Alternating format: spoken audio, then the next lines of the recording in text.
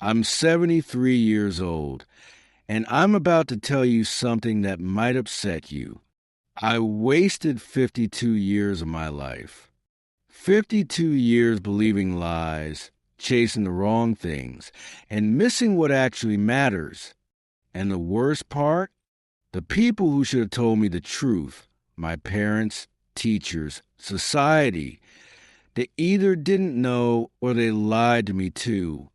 You see, I spent the first 52 years of my life living according to someone else's rule book. I thought I had it all figured out. I climbed the corporate ladder, bought the house, earned the respect of my peers. But at 52, something happened that shattered everything I thought I knew about life. And what I discovered in the 21 years since then has completely changed how I see everything. But before I tell you what happened, I need you to understand something. I'm not making this video to sound wise or to impress you. I'm making this because I'm running out of time, and there are truths you need to hear before it's too late. Not for me, for you. Let me start with the biggest lie I believed for 52 years. That life is a dress rehearsal. That somehow, when I got older, when I made more money, when I achieved more success, then I would finally start living. I spent decades telling myself, when I get that promotion, then I'll be happy. When I buy that house, then I'll relax. When I retire, then I'll do what I love. That day never came. You know why? Because the goalposts kept moving. Every achievement just led to needing the next one. Every milestone just revealed another mountain to climb. I was a hamster on a wheel, running faster and faster, but never actually getting anywhere. At 25, I got my first real job at an insurance company. I was so proud. My parents were proud. I had a desk, a phone, a steady paycheck. I thought I was living the American dream. But you know what I was really doing? I was trading my life, hour by hour, for money by things I thought would make me happy. I remember my first apartment. It was small, but it was mine. I was so excited to furnish it, to make it perfect. I worked overtime to afford better furniture, a bigger TV, nicer clothes. I thought these things would make me feel successful. They didn't. They just made me want more things. By 30, I had moved to a bigger apartment. By 35, I bought my first house, a modest 3-bedroom in the suburbs. I was so proud of that house. I spent every weekend working on it, improving it, making it better. My neighbors would compliment my lawn, my renovations. I felt like I was winning at life. But here's what I didn't realize. I was so busy building a life that looked successful from the outside that I forgot to actually live it. I had friends, but I was always too tired from work to really connect with them. I had hobbies, but I never had time for them. I had dreams of traveling, writing, learning new things, but there was always something more pressing. Another project at work, another home improvement, another bill to pay. The years started blending together. 35 became 40. 40 became 45.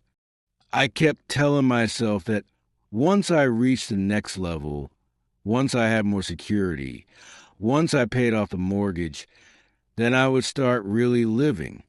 But the funny thing about life is that it doesn't wait for you to be ready. At 45, my father had a heart attack.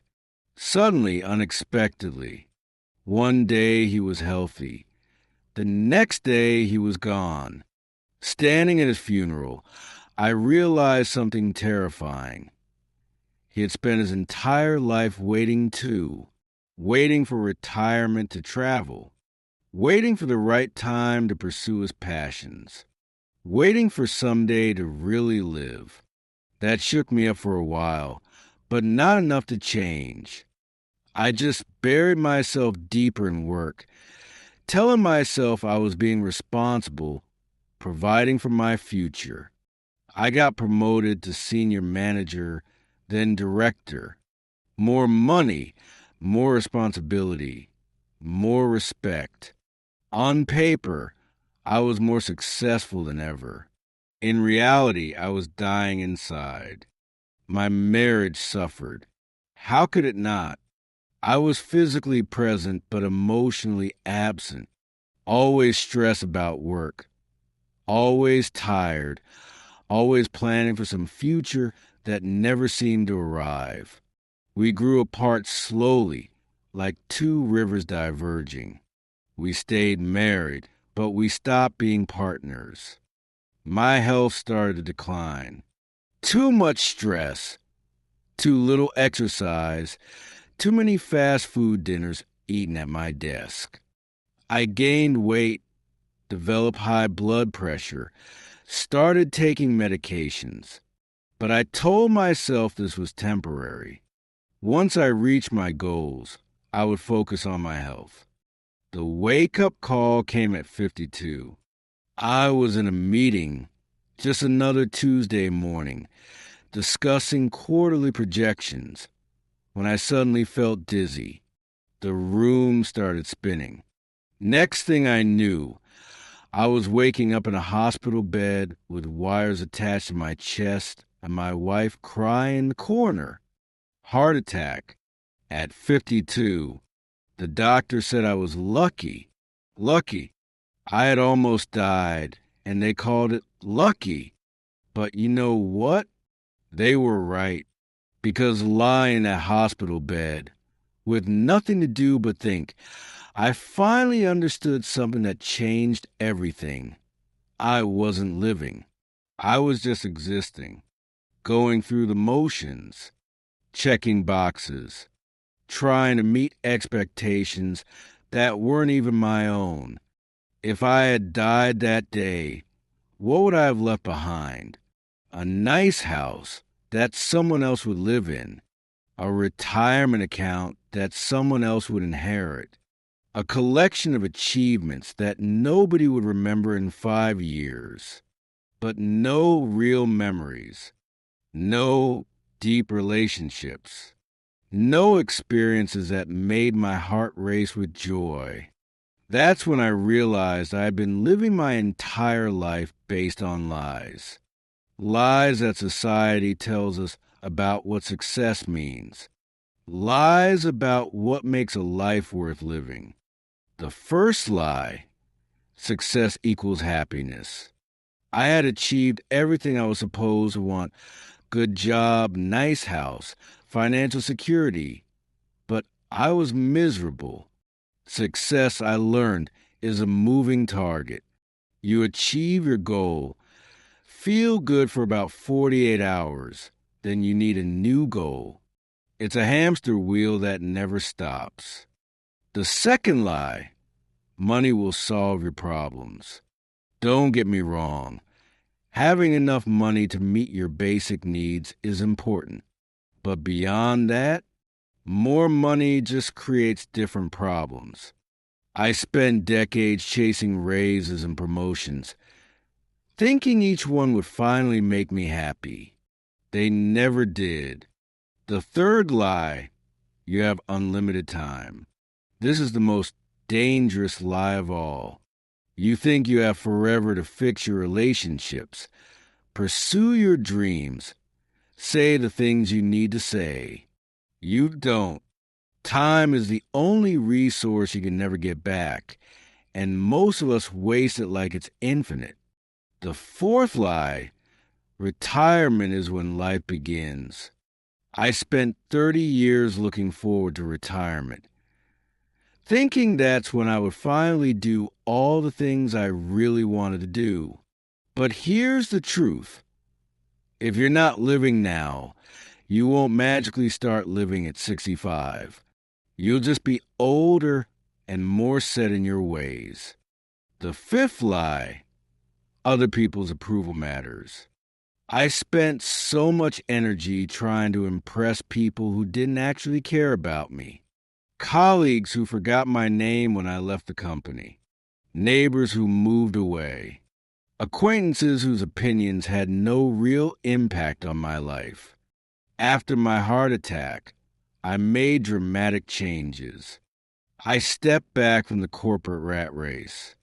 I started saying no to things that drained me and yes to things that energize me.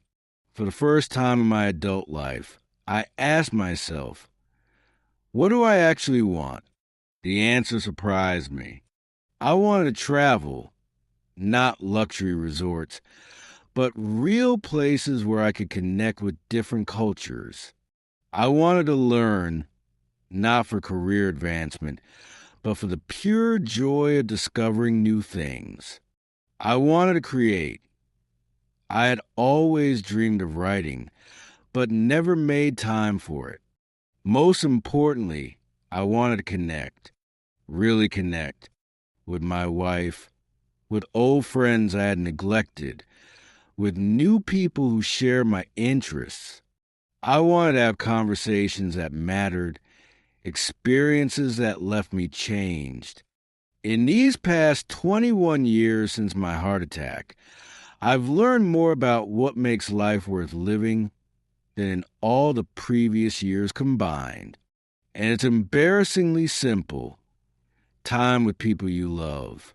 Work that feels meaningful to you, not what others expect of you. Experiences over possessions. Creating memories, not accumulating stuff. I've traveled to places I only dreamed about. I've written 3 books, not bestsellers, but books that came from my heart. I've deepened my relationship with my wife. We're closer now than we were in our first decade of marriage. I've made new friends, learned new skills, tried things that scare me. I'm happier now at 73, with less money and fewer possessions than I had at 50, than I was during all those years when I thought I was building success. But here's what haunts me. I could have learned all this at 30, or 25, or even younger. I didn't have to waste 52 years chasing the wrong things. If someone had sat me down when I was your age and told me what I'm telling you now, my entire life could have been different. That's why I'm making this video. Not because I'm proud of the mistakes I made, but because I want to save you from making them. You're probably believing the same lies I believed. That success is about impressing other people. That happiness can be purchased. That you have unlimited time to figure it out. That real life starts tomorrow or next year or when you retire. Those are lies. Here's the truth. Real success is living according to your own values, not society's expectations. It's doing work that matters to you, spending time with people who truly know and care about you, creating experiences that enrich your soul. Happiness comes from within. It's not something you achieve or acquire. It's something you choose every single day. It's found in simple moments. A conversation with a friend. A sunset you actually stop to notice. The satisfaction of learning something new. You don't have unlimited time. Every day you postpone joy. Every opportunity you let pass because you're too busy or too scared. Every someday you push into the future. These choices have consequences. Time is running out faster than you realize. Real life is happening right now. Not tomorrow, not next year, not when you retire. The life you're living today is the only life you're guaranteed to have. If you're waiting for permission to pursue your dreams, consider this your permission slip. If I could go back and talk to my 25-year-old self, here's what I would say. Stop trying to impress people who don't matter. Stop sacrificing your health, your relationships, and your joy for a career that will replace you within a week of your leaving. Stop putting off happiness until some imaginary future when conditions will be perfect. Start living intentionally. Figure out what actually matters to you, not what your parents want, not what society expects, not what looks good on paper, what you want. Then have the courage to pursue it. Start now, not next year after you save more money, not after you get that promotion, not when your kids are grown or your mortgage is paid off. Now, because I promise you, the perfect time will never come. Life is messy and complicated and full of reasons to wait. But if you wait, you'll wake up one day and realize you waited your entire life away. I'm 73 years old. If I'm lucky, maybe I have 10 or 15 years left. Maybe 20 if I'm blessed. Probably less. And I'm okay with that because these last 21 years have been the richest of my life. Not because I made more money. I actually made less. But because I finally started living according to my own rules instead of everyone else's. I've seen sunrises in places I never thought I'd visit. I've had conversations that changed how I see the world. I've created things I'm proud of. I've loved deeply and been loved in return. I've made mistakes and learned from them. I've taken risks that scare me and been glad I did. This is what life looks like when you stop waiting for permission and start living intentionally. You have a choice to make right now. Keep living the way you're living, following someone else's blueprint for success, postponing joy, telling yourself you'll really start living someday, or wake up today and realize that this is it. This is your life. This is your chance. Don't waste 52 years figuring this out like I did. Learn from my mistakes. Stop chasing other people's definition of success and start living according to your own values. Stop waiting for someday. Someday is today. It always has been. The clock is ticking.